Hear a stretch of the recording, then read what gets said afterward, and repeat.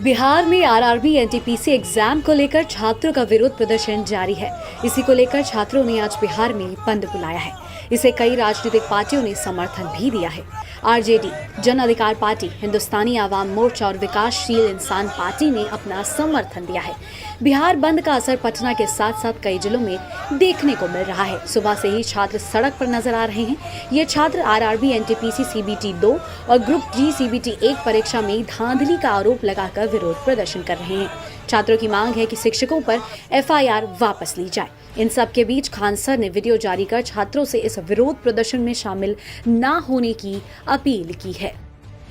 28 जनवरी को किसी भी तरह के किसी भी प्रोटेस्ट में आप हिस्सा न लें, ये आपके लिए गलत साबित हो जाएगा। हम आपकी सारी समस्याओं को एक एक करके सिलसिलेवार तरीके से बताते हैं। देखिए, अभी एक वीडियो आया, बिहार के पूर्व उप मुख्यमंत्री जो सुशील मोदी जी थे, उन्होंने कहा कि वो रेलवे मंत्री से बात किए, वो स्टूडेंट के मांग पे सहमत है और आरआरबी रेल मंत्री भी इस बात से सहमत है कि वो 20 गुना रिजल्ट देंगे, अर्थात ओरिजिनल जो नंबर रिपीट नहीं करेंगे, यूनिक नंबर जो दिए जाएंगे, अर्थात 3.5 लाख और लड़कों को जोड़ा जाएगा। एनटीपीसी वालों की समस्या खत्म।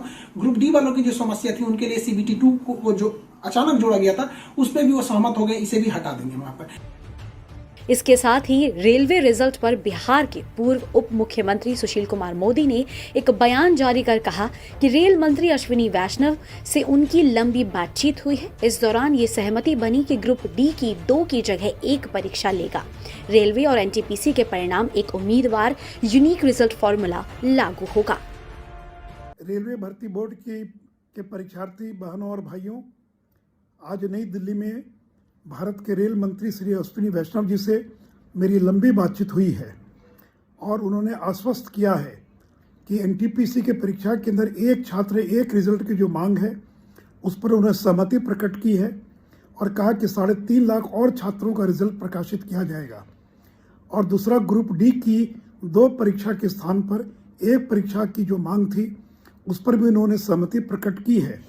तो इसलिए मैं छात्रों से अपील करूंगा कि जो 2 मुख्य मांगे थी, ग्रुप डी की 1 परीक्षा और एनटीपीसी की परीक्षा में 1 छात्र 1 रिजल्ट, उन दोनों पर उन्होंने सहमति प्रकट की है और जो समिति बन रही है, उसकी रिपोर्ट आने के बाद इन दोनों मांगों को क्रियान्वित किया जाएगा। छात्रों के बिहार बंद के आह्वान पर मानो जैसे विपक्षी पार्टियों को अपनी राजनीति करने का मौका मिल गया हो। जाप सुप्रीमो पप्पू यादव का बीती रात का एक वीडियो वायरल हो रहा है, जिसमें वो छात्रों को उकसाते नजर आ रहे हैं। पप्पू यादव ने छात्रों से कहा, आप लोगों को ये एहसास करा देना है कि हम लोग मरने वाले हैं, लड़ने वाले हैं। हम लोग मरने वाले हैं, लड़ने वाले हैं, मारने वाले नहीं हैं। अब अपने तो ये लोग भाग गए, खान जी से लेके सब जी स्टेट छोड़ दिए। अब वहाँ डर के कारण आप वीडियो जारी कर रहे हैं। सबसे पहले हम जब आपसे बातचीत किए और हम बोले भी आपको कि आप घबराइए नहीं, मैं हूँ और आपको टच करने के पहले उसको हमको अरेस्ट करना पड़ेगा। वहीं दूसरी ओर रेलवे भर्ती परीक्षा परिणाम आने के बाद देश भर में हो रहे हंगामे और बिहार में बंद को देखते हुए रेलवे ने उत्तर प्रदेश के विभिन्न स्टेशनों को हाई अलर्ट पर रखा है। रेलवे स्टेशन और पटरियों की निगरानी के लिए सुरक्षा व्यवस्था बढ़ा दी गई है।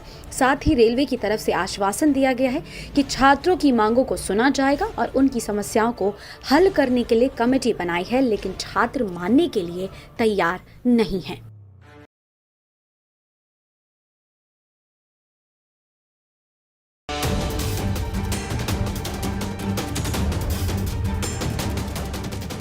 देश के कई राज्यों में जैसे जैसे चुनाव करीब आ रहे हैं, वैसे वैसे नेताओं का एक दूसरे पर वार करने का सिलसिला भी लगातार तेज होता जा रहा है। लेकिन इस बार चुनावी आरोप प्रत्यारोप से ऊपर बढ़कर देश के पूर्व उपराष्ट्रपति हामिद अंसारी ने भारत को लेकर एक ऐसा विवादित बयान दे दिया, जिसके बाद से वो निशाने पर हैं। इस बयान के बाद उन पर कई राजनेता तीखे वार कर रहे हैं। दरअसल गणतंत्र दिवस पर आयोजित एक कार्यक्रम को वर्चुअली संबोधित करते हुए हामिद अंसारी ने कहा कि भारत में असहिष्णुता बढ़ी है। उन्होंने कहा कि भारत अपने संवैधानिक मूल्यों से दूर जा रहा है। हामिद अंसारी ने कहा कि हालिया सालों में ऐसे ट्रेंड्स उभरे हैं जो पहले से स्थापित नागरिक राष्ट्रवाद के खिलाफ हैं और सांस्कृतिक राष्ट्रवाद की काल्पनिक व्यवस्था को लागू करते हैं। हामिद अंसारी के इस बयान के बाद से ही बीजेपी लगातार उन पर निशाना साध रही है। जहां बीजेपी नेता और अल्पसंख्यक मामलों के मंत्री मुख्तार अब्बास नकवी ने पलटवार करते हुए कहा था कि मोदी की आलोचना करने का पागलपन अब भारत की आलोचना करने की साजिश में बदल गया है, तो वहीं शुक्रवार को मध्य प्रदेश के गृह मंत्री डॉक्टर नरोत्तम मिश्रा ने तीखा हमला बोला और उन्हें टुकड़े टुकड़े गैंग का समर्थक तक बता डाला। जैसे जैसे उत्तर प्रदेश का चुनाव नजदीक आता जा रहा है, वैसे वैसे टुकड़े टुकड़े गैंग के समर्थक बेनकाब होते जा रहे हैं। हामिद अंसारी जी, इस देश ने आपको दो बार देश का राष्ट्रपति उपराष्ट्रपति बनाया है। इस तरह की ऑनलाइन वैश्विक मंच पर राष्ट्र विरोधी बंद करके आपने अपनी संकीर्ण मानसिकता का ही परिचय दिया है। कांग्रेस के नेता, चाहे कमलनाथ हो जो महान भारत को बदनाम भारत कहते थे, चाहे दिग्विजय सिंह जी हो, चाहे कांग्रेस के नेता सलमान खुर्शीद हो, चाहे कांग्रेस के नेता राशिद अल्वी जी हो, किसी भी स्तर पर ये राष्ट्र विरोधी बात करने या राष्ट्र को अपमानित करने का कोई मौका नहीं छोड़ते हैं। जो माननीय मोदी जी कहते हैं, देश को बदनाम करने का जो प्रोपेगेंडा है वो धीरे धीरे आप सबके सामने आ रहा है। बीते दिन मुख्तार अब्बास नकवी ने पूर्व उपराष्ट्रपति के बयान के फौरन बाद अपनी तीखी प्रतिक्रिया देते हुए उन्हें भारत को बदनाम करने की साजिश बता दिया। मोदी बैशिंग ब्रिगेड के रूप में कभी जाना जाता है, वो आज भारत बैशिंग ब्रिगेड के रूप में हिंदुस्तान में भारत को बदनाम करने, भारत की अनेकता में एकता की छवि को धूमिल करने, भारत की संवैधानिक प्रतिबद्धता को चोट पहुंचाने और भारत के जो सांस्कृतिक राष्ट्रवाद है, जो भारत का सांस्कृतिक राष्ट्रवाद है, वही हमारी संवैधानिक प्रतिबद्धता है, कॉन्स्टिट्यूशनल कमिटमेंट है। और जो लोग भारत की सांस्कृतिक राष्ट्रवाद की संस्कृति और संस्कार से अनभिज्ञ हैं,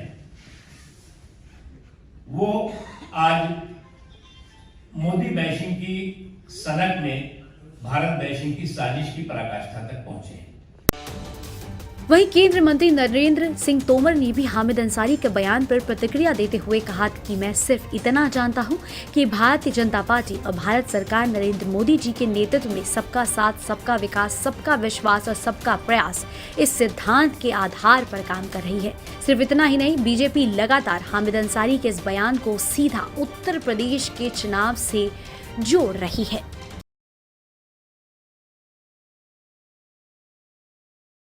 भूखंड बिछा आकाश ओढ़, नए नोदक ले, मोदक प्रहार, ब्रह्मांड हथेली पर उछाल, अपने जीवन धन को निहार। प्रधानमंत्री नरेंद्र मोदी के व्यक्तित्व व कृतित्व का कोई जोड़ नहीं है। सटीक व सशक्त भाषा और प्रतीकों की मदद से अपनी बात कहने का उनका खास अंदाज जनता के बीच चर्चित रहता है। इसी तरह शुक्रवार को प्रधानमंत्री नरेंद्र मोदी दिल्ली के करियप्पा ग्राउंड में राष्ट्रीय कैडेट कोर यानी कि एनसीसी की रैली को संबोधित किया। इस दौरान भी उनका अलग अंदाज देखने को मिला, जहां 26 जनवरी को पीएम मोदी गणतंत्र दिवस समारोह में उत्तराखंड के राज्य पुष्प ब्रह्म कमल अंकित टोपी व मणिपुर का गमछा पहनकर शामिल हुए थे, वहीं आज एनसीसी की परेड में पंजाबी साफा पहनकर शामिल हुए। इस बार एनसीसी परेड कुछ खास थी। इस साल देश के 17 प्रदेश महानिदेशालयों एवं केंद्र शासित प्रदेशों से 380 लड़कियों और 500 सहायक स्टाफ सदस्यों के साथ लगभग 1000 कैडेट्स ने एनसीसी कैंप में भाग लिया, जिनका हौसला खुद पीएम मोदी ने बढ़ाया। सबसे पहले एनसीसी कैडेट्स ने पीएम मोदी को गार्ड ऑफ ऑनर दिया।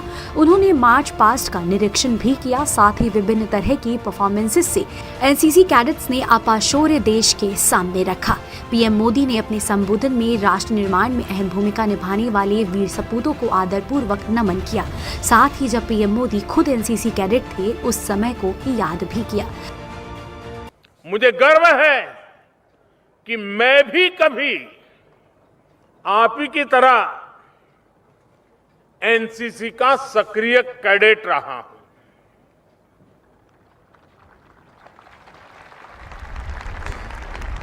लेकिन जो सौभाग्य आपको मिला है वो मुझे नहीं मिला था।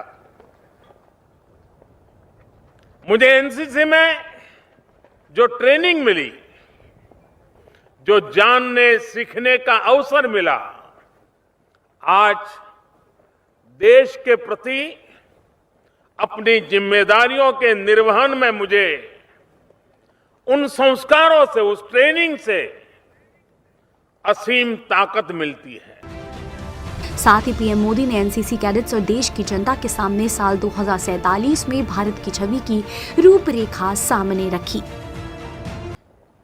ये भारत की उस युवा शक्ति के दर्शन है जो हमारे संकल्पों को पूरा करेगी, जो 2047 में जब देश आजादी के 100 साल पूर्ण करेगा, 2047 के भव्य भारत का निर्माण करेंगी।